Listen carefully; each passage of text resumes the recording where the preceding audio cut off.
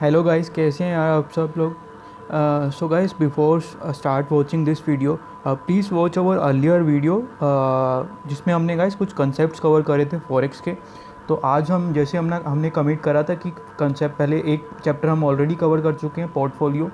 तो उसके बाद जो हम चैप्टर किया था हमने स्टार्ट, वो फॉरेक्स किया था। फॉरेक्स के कंसेप्ट्स वाले पार्ट हम ऑलरेडी कवर कर चुके हैं अपनी अर्लियर वीडियो में। तो प्लीज़ वो वीडियो ज़रूर देखिए इस वीडियो को देखने से पहले। और आज हम प्रैक्टिस मैनुअल स्टार्ट करने वाले हैं।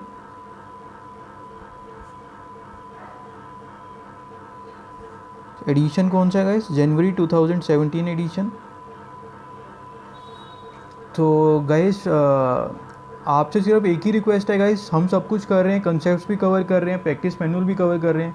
गाइस प्लीज़, मैं आपको हर वीडियो में अपनी बोलता आ रहा हूँ कि गाइस प्लीज़ अपने जो सजेशंस और रिकमेंडेशंस है ना गाइस, या लाइक्स और डिसलाइक्स वीडियो को पे करना गाइस मत भूलिए। गाइस मत भूलिए, स्टूडेंट्स देखते हैं बट गाइस एक सेकंड नहीं लगता यार, एक सेकंड लगता है सिर्फ हल्का सा छोटा सा कमेंट देने में। गाइस उससे होता क्या है मैं आपको बताता हूँ, उसका मैं बार बार आपसे क्यों बोल रहा हूँ। उससे होता क्या है गाइस, मैं आपको ये नहीं बोल रहा कि आप लाइक ही करो, आप डिसलाइक करो गाइस, डिसलाइक करो, बट एक छोटा सा ना रीज़न डाल दो वहाँ पे कि because of that particular reason that you are not good on that point, या that whether your quality is not good, video quality is not good. तो गाइस हम उसके ऊपर ना इम्प्रूवमेंट करने के लिए कुछ एक्शन लें या कुछ उसको अपना इम्प्रूवमेंट करें ताकि आपको बेटर सर्व कर सकें। तो गाइस बेनिफिट इसमें भी आपका ही है गाइस। सो एक चीज़ और बताना चाहूँगा गाइस, ये जो पर्टिकुलर वीडियोस चल रही हैं, तो गाइस हमारा इसमें मेन मोटिव जो है वो यही है कि जो स्टूडेंट्स किसी भी वजह से क्लासेस नहीं ले पाए, या due to non availability of resources और due to any reason, due to non availability of time etcetera etcetera. तो गाइस सबसे पहले मेरा उन स्टूडेंट्स को सैल्यूट है गाइस टू दो स्टूडेंट्स वो didn't take any class and they preparing through self, और वो भी सीए फाइनल वो सेल्फ प्रिपेयर कर रहे हैं। A big salute to you guys. आप भी जो है सेल्फ प्रिपेयर करके और जो कोचिंग्स लेकर उनके साथ compete करते हैं। So guys big salute to you guys. So guys आप देखने वाले हैं जनवरी 2017 एडिशन का प्रैक्टिस मैनुअल। चैप्टर हमारा है फॉरेक्स जो चल ही रहा है। तो जो फर्स्ट क्वेश्चन जो गाइस हम कवर करने वाले हैं, डेट इज़ क्वेश्चन नंबर 9। अगर आप पीडीएफ यूज़ कर रहे हैं तो पीडीएफ में मैं आपको जो नंबर आएगा वो बता देता हूँ, 509। ठीक है guys, 509, question number 9, page number 509। तो देखते हैं गाइस क्वेश्चन क्या बोलता है। तो बोलता है जेकेआर लिमिटेड। क्वेश्चन गाइस प्लीज़ साथ साथ ज़रूर पढ़िएगा, इस वीडियो को कैजुअली मत लीजिएगा, ये बहुत एफर्ट्स हमारे बहुत लग रहे हैं। तो आप प्लीज़ इसको कैजुअली मत लीजिएगा, पूरा प्रैक्टिस मैनुअल साथ लेकर बैठिए, पूरा बेनिफिट उठाइए यार, पूरा बेनिफिट उठाइए ना यार। जब आपको प्रैक्टिस मैनुअल बंदा सोल्व करवा के दे रहा है तो क्यों ना यार उसका बेनिफिट उठाया जाए, है ना guys. So please guys practice manual अपना साथ लेकर बैठिए। तो क्वेश्चन पढ़ते हैं। JKL limited an Indian company has an export exposure of JPY 1 crore payable August 31, 2014। Japanese, अब एक इस लाइन को ध्यान से पढ़ेंगे, Japanese yen is not directly quoted against Indian rupee. तो गाइस पहले हम ना इतना लिखते हैं, एक इंडियन फर्म है, Indian firm has an export exposure of yen 1 crore. In other words, Indian firm has a receivable of yen 1 crore. So it afraid of yen falling and rupee rising। तो guys अगर जब भी आप ऐसा question आता है ना जिसमें दो फर्म्स इन्वॉल्व होती हैं और हमारे से वो कहता है कि आप इसको कंपेयर करके बताओ, कुछ एक्सपेक्टेड लॉस वगैरह कैलकुलेट करके बताओ, तो जो ये लाइंस गाइस हमने स्टार्टिंग में लिखी है ना, ये लाइंस आपको लिखना बहुत ज़रूरी है। उसके बाद देखते हैं गाइस, अब हम इसका ना गाइस मतलब समझते हैं, मतलब होता क्या है ये। ठीक है, तो सपोज कीजिए गाइस दिस पर्टिकुलर पर्सन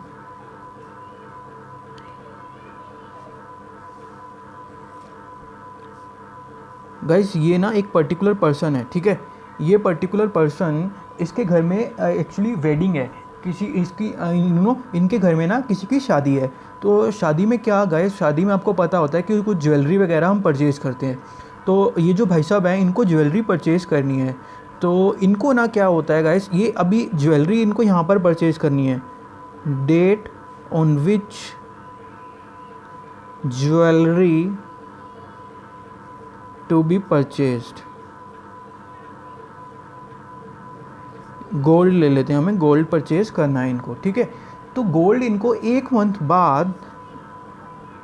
बाद ना इनको परचेज करना है। बट जो टेंशन है ना गाइस, इनको जो टेंशन है ना कि टेंशन ये है कि ना गोल्ड के प्राइजेस ना बढ़ जाएंगे यार, गोल्ड के प्राइजेस ना बढ़ जाएंगे। इनको हर आज से लेकर आज डे 1 2 3 4 5 इनको सब डेज़ में जो एक टेंशन है दिमाग में कि जो रेट हैं, प्राइजेस जो हैं गोल्ड के, वो इंक्रीज़ हो जाएंगे।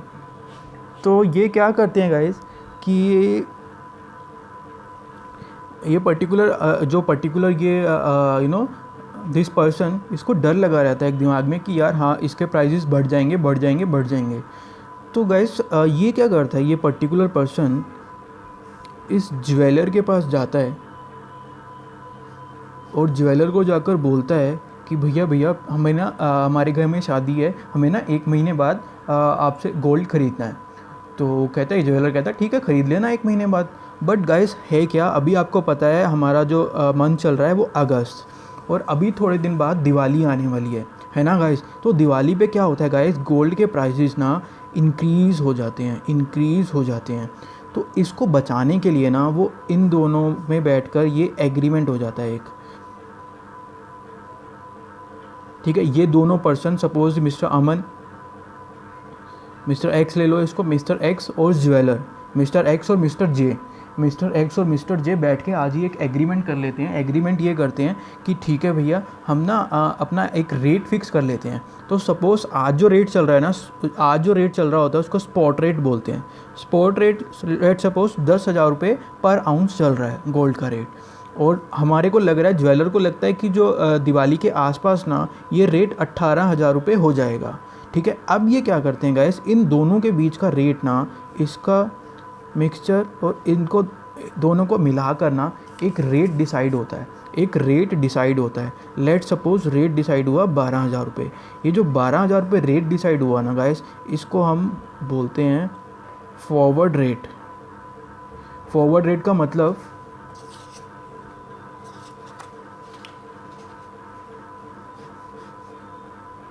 रेट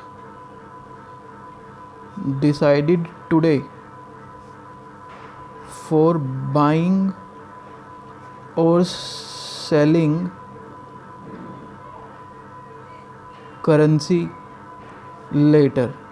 रेट अभी फिक्स हो जाता है, उसके लिए फ़िक्स होता है जो करेंसी हमें आगे जाके बाय करनी होती है, उसके लिए अभी से हमारा जो रेट है वो फिक्स हो जाता है, उसको हम फॉरवर्ड रेट बोलते हैं।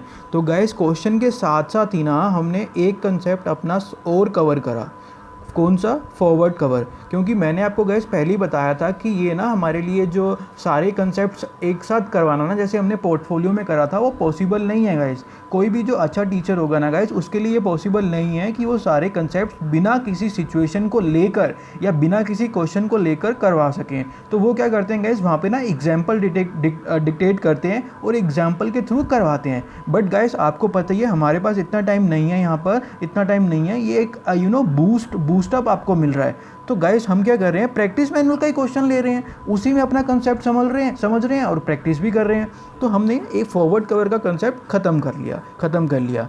तो गाइस उसके बाद हमें इतना पता लग गया कि ना जब भी हम जब हमें आगे किसी पर्टिकुलर डेट पे कोई गोल्ड ख़रीदना था, बट उसका रेट ना हम आज ही डिसाइड कर लेते हैं। हम उनको बोलते हैं कि ठीक है रेट आप आज ही डिसाइड कर लो, लेकिन ख़रीदेंगे हम 1 महीने बाद। तो ऐसा ही करेंसी में होता है, अगर पर्टिकुलर फर्म का डॉलर पेबल है तो वो डॉलर के लिए आज ही अपने डीलर के साथ एग्रीमेंट कर लेते हैं फॉरवर्ड रेट पे। जो एग्रीमेंट होता है ना गाइस, जो रेट डिसाइड होता है उसको फॉरवर्ड रेट बोलते हैं।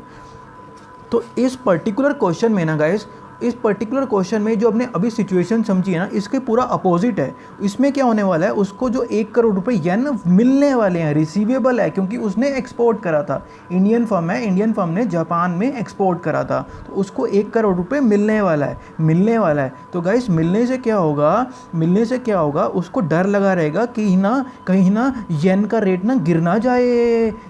सपोज या लेट सपोज गाइस, अभी ना येन का रेट जो चल रहा है सपोज 0.5 चल रहा है, ठीक है, एज कंपेयर टू रुपीज़ 0.5 चल रहा है, ठीक है। अगर येन का रेट 0.4 हो जाता है ना गाइस, 0.4 हो जाता है पर रुपी, तो हमारे को नुकसान हो जाएगा। हमारा जो हमारे को आएगा तो हमारे पास एक करोड़ येन ही, जब लेकिन येन को हम मार्केट में कन्वर्ट करने जाएंगे ना रुपी में, तो हमारे को रुपी कम मिलेंगे।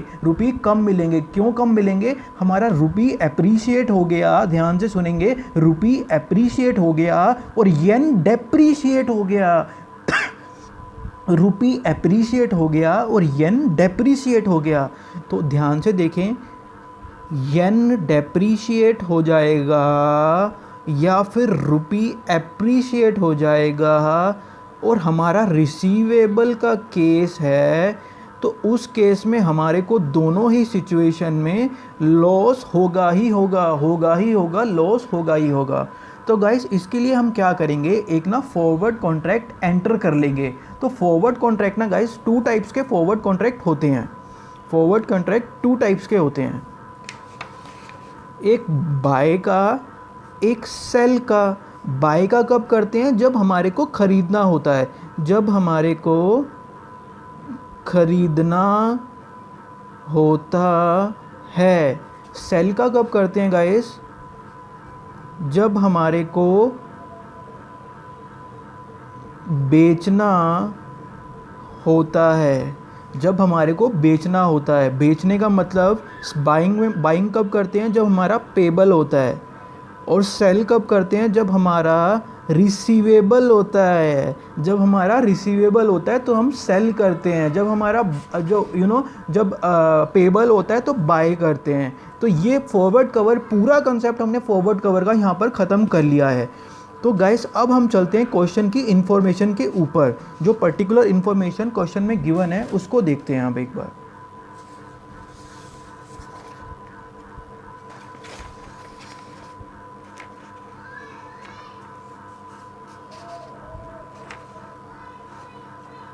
तो क्वेश्चन में क्या है गाइस, हम ऐसे लिखेंगे, the rates given in the question summarised below. तो कौन कौन से रेट्स दिए हुए हैं गाइस, पहला दिया है स्पॉट रेट, फिर दूसरा दिया है एक्सपेक्टेड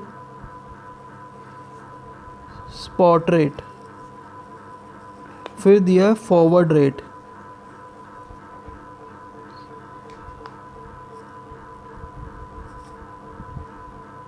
रुपी बाय डॉलर और येन बाय डॉलर। गाइस इस केस में ना हमारे को जो येन और रुपी बाय येन का जो हमारे को रेट चाहिए था वो गिवन नहीं है, क्योंकि उसने बोला है इंडिया में ना ये डायरेक्टली कोट नहीं होता। तो इसको हमारे को मैन्युफैक्चर करना पड़ेगा। मैन्युफैक्चर मीन्स इम्प्लाइड रेट निकालना पड़ेगा, है ना गाइस, इम्प्लाइड रेट निकालना पड़ेगा, इम्प्लाइड रेट गाइस कैसे निकालते हैं मेरे को बताइए। हम निकालते हैं क्रॉस रेट से। जिन्होंने हमारा कंसेप्ट वाला लेक्चर देखा होगा उनको समझ आ गया होगा कि क्रॉस रेट कैसे निकालते हैं। तो अभी हम पहले रेट लिखते हैं, 62.22 102.34, ये स्पॉट रेट गिवन है। फिर मैं guys expected spot rate copy कर रहा हूँ, 124 और 65। फिर मैं फॉरवर्ड रेट कॉपी कर रहा हूँ, 66.50 एंड 110.35। ठीक है गाइस, तो ये मैंने कॉपी कर चुका हूँ मैं। फिर मेरे को अभी क्या निकालना है, इम्प्लाइड रेट निकालना है ना गाइस, इम्प्लाइड रेट मेरे को निकालना है। इम्प्लाइड रेट हम कैसे निकालेंगे, इम्प्लाइड रेट पहले तो निकालना कौन सा है, हमें चाहिए रुपी बाय येन, रुपी बाय येन का हमारे को रेट चाहिए, बट वो डायरेक्टली कोटेड नहीं है। तो उसको निकालने के लिए गाइस हमारे को गिवन क्या क्या है, एक बार वो लिखते हैं।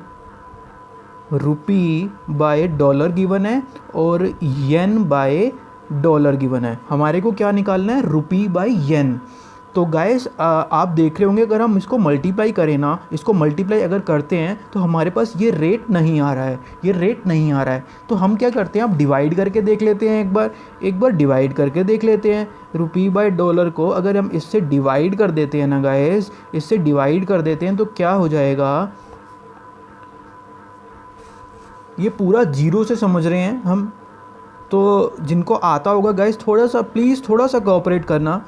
तो अभी जब हम इसको डिवाइड करेंगे ना तो ये उल्टा हो जाता है गाइस, रेसिप्रोकल हो जाता है। ये यहाँ से डॉलर कट जाएगा और रुपी बाय येन हमारे पास जो हमारे को रेट चाहिए था वो आ जाएगा। तो गाइस अब हम जब क्रॉस रेट में हमारे को ये पता लग गया, हमारा स्टेप 1 जो हमने कंसेप्ट क्लास में सीखा था कि पहले आप डिसाइड करो कि मल्टीप्लाई करना है या डिवाइड करना है, तो हमने यहाँ पर डिसाइड कर लिया कि स्टेप 1 जो हमारा होगा ना वो डिवाइड होगा। फिर स्टेप 2 में गाइस हमने देखते थे कि जो डिवाइड करना है वो कैसे करना है। दो केसेस होते थे क्रॉस रेट निकालने के, एक तो हम सीधा सीधा चलते थे, इसको इससे करते थे, एक्स को वाई से और एम को एन से। बट एक जब डिवाइड के केस में ये केस होता था मल्टीप्लाई का, लेकिन जब डिवाइड के केस में ना, डिवाइड के केस में हमें ऐसे चलना पड़ता है, ऐसे चलना पड़ता है। तो गाइज़ ये केस डिवाइड का है तो इसमें हमें क्रॉस चलना पड़ेगा। तो देखते हैं, अब आप इसको देख लीजिए, इन पर्टिकुलर रेट्स को देख लीजिए, हमें इसमें डिवाइड करना है। जो मैं आपको ये कंडीशन बता रहा था ना, इसमें हमारा स्टेप 1 से ही काम चल जाएगा। स्टेप 1 से क्यों काम चल जाएगा, क्योंकि बिड आस्क गिवन नहीं है, बिड आस्क गिवन हमारे को नहीं है। तो इसीलिए हमारे को स्टेप 2 लगाने की ज़रूरत इस क्वेश्चन में नहीं है। इस केस में सिंपली हमें डिवाइड करेंगे तो हमारा रेट जो निकल आएगा। तो अब देखते हैं गाइस, तो सबसे पहले स्पॉट रेट निकालते हैं, फिर एक्सपेक्टेड स्पॉट रेट निकालते हैं, फिर फॉरवर्ड रेट निकाल लेते हैं। तो डिवाइड करना है सिंपल, 62.22 डिवाइडेड बाय 102.34, फिर आया हमारा 65 डिवाइडेड बाय 124, फिर आया 66.5 डिवाइडेड बाय 110.35। तो ये हमारे पास आया। इसको कॉपी कर रहा हूँ मैं गाइस, कैलकुलेशन मैं कर नहीं रहा, तो कॉपी करके क्या आता है, एक सेकेंड, 0.6079, 0.5242, 0.6026। कैलकुलेशन आप एक बार चेक कर लेना, हो सकता है बाई चांस कोई मिस्टेक रह गई हो। तो ये आता है हमारे पास रेट्स, तो ये हमारे पास रेट्स गिवन, जो हमारा जो रुपी बाय येन का रेट निकल आता है। अब गाइस आप क्वेश्चन पढ़ेंगे, क्वेश्चन कहता है हमारे को एक चीज़ का आप काम करके बता दीजिए कि कितना एक्सपेक्टेड लॉस होगा अगर हम हैजिंग ना करें। हैजिंग का गाइस क्या मतलब होता है, हैजिंग का गाइस यही मतलब होता है जो हमने गोल्ड वाला एग्जाम्पल देखा था ना, कि जिनके घर में शादी थी उनको गोल्ड खरीदना था, है ना, ये वाला एग्जाम्पल देखा था ना, वो एग्रीमेंट कर लेते थे, वो आज ही रेट डिसाइड कर लेते थे, उनकी चिंता ख़त्म हो जाती थी। वो होता है हैजिंग मतलब प्रोटेक्शन, एक प्रोटेक्शन देना। तो गाइस उसको बोलते हैं हम हैजिंग। फिर हमने दूसरे केस में ना गाइस, तो इस केस में अब वो बताता है कि अगर हैजिंग ना करें, यानी कि इस केस में पहले एक लाइन लिखेंगे,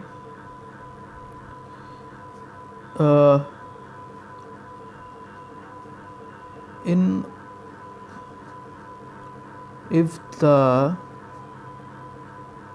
firm, ऐसे लिखते हैं गाइस, in this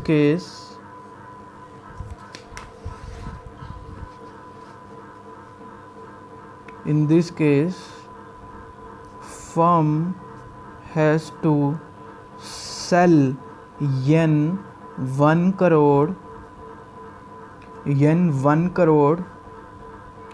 और ये हमारे को पेबल कब था गाइस 31, बट इसमें डेट गिवन नहीं है, आज की डेट गिवन नहीं है, लेकिन वो डेट गिवन है, तो हम इसको ऐसे लिख देते हैं येन ऑन 31 अगस्त। ठीक है, हमारे को फॉरवर्ड सेल करना पड़ेगा, फॉरवर्ड सेल येन जो है फॉरवर्ड सेल करना पड़ेगा 31 अगस्त का। तो ये हमने एक लाइन लिखी। अब वो कहता है हमने जो हेजिंग है ना वो नहीं करी, हेजिंग हमने नहीं करी, तो हेजिंग नहीं करी तो अब ये आप रेट ध्यान से देखिए, ये स्पॉट रेट था हमारा रुपी बाई येन का 0.6079, तो एक्सपेक्टेड स्पॉट रेट कितना हो गया 0.5242, यानी कि येन हमारा गिर गया। हमने यहाँ पे स्टार्टिंग में एक लाइन लिखी थी, Indian firm has receivable of yen 1 lakh, so it afraid of yen falling, yen falling, yen गिरने का उसको डर है। गाइस आप ये कॉमन सेंस की बात है, कहीं से हमारे को पैसा आने वाला है, तो पैसा क्या कहीं उसका कोई डेप्रीसिएशन ना हो, उस पैसे में हमारे को हमेशा डर रहता है। किसी दूसरी कंट्री से हमारे को पैसा आने वाला है, वो जो पैसा आएगा $10 लाख आएंगे, अगर बाई चांस उस टाइम पे जिस टाइम पे हमारे को पैसे लेने थे उससे, जिस टाइम पे हमने उसको लोन अगर हमने लोन कुछ भी गाइस मान लीजिए, अगर हमने पैसे हमारे आने वाले हैं ना, तो जिस डेट को हमने कॉन्ट्रैक्ट एंटर करा था, सपोज उस डेट को रेट था 60 रुपये पर डॉलर, 60 रुपये पर dollar on the date on which we have entered into a contract with the counter party. लेकिन at the time of settlement the rate dollar depreciate to ₹55, तो हमारे को यहाँ पे कितना नुकसान हो गया, 5 रुपये का नुकसान हो गया गाइस पर डॉलर के ऊपर, 60 से 55 रुपये के ऊपर डॉलर आ गया, तो हमारा नुकसान हो गया। नुकसान क्यों हुआ, क्योंकि हमारे को पैसा डॉलर रिसीव होना था, रिसीव के केस में हमारे को नुकसान हो जाता है। अगर हमारे को पेबल होता तब उस केस में 60 से 55 होता, तो हमारे को 5 रुपये का फ़ायदा हो जाता। तो गाइस इसीलिए हमारे को यहाँ पर स्टार्टिंग में था 0.6079 येन का रेट, अब हो गया 5242, तो हमारे को नुकसान हो गया। नुकसान कैसे निकालेंगे, 1 करोड़ इंटू 0.6079 माइनस 0.5242, तो ये जो भी फिगर आएगी ना आपकी गाइस, ये रुपीज़ में फिगर आएगी, तो ये आपका लॉस हो जाएगा अगर हम हेजिंग नहीं करते। फिर वो कहता है अगर हम हेजिंग कर लेते हैं तो क्या होगा गाइस, अगर हम हेजिंग कर लेते हैं तो हमारा ये फॉरवर्ड रेट यूज़ होगा। फॉरवर्ड रेट कौन सा होता है, जो एग्रीमेंट का रेट, जो जिस रेट पर हमने एग्रीमेंट करा होता है ज्वेलर ने और जो काउंटर पार्टी होती है जिसने बाय और सेल करना है, उसको हम फॉरवर्ड रेट बोलते हैं। तो हम इस फॉरवर्ड रेट को यूज़ करेंगे और स्पॉट रेट को यूज़ करेंगे, तो गाइस सेविंग हो जाएगी हमारी। सेविंग्स कितनी हो जाएंगी,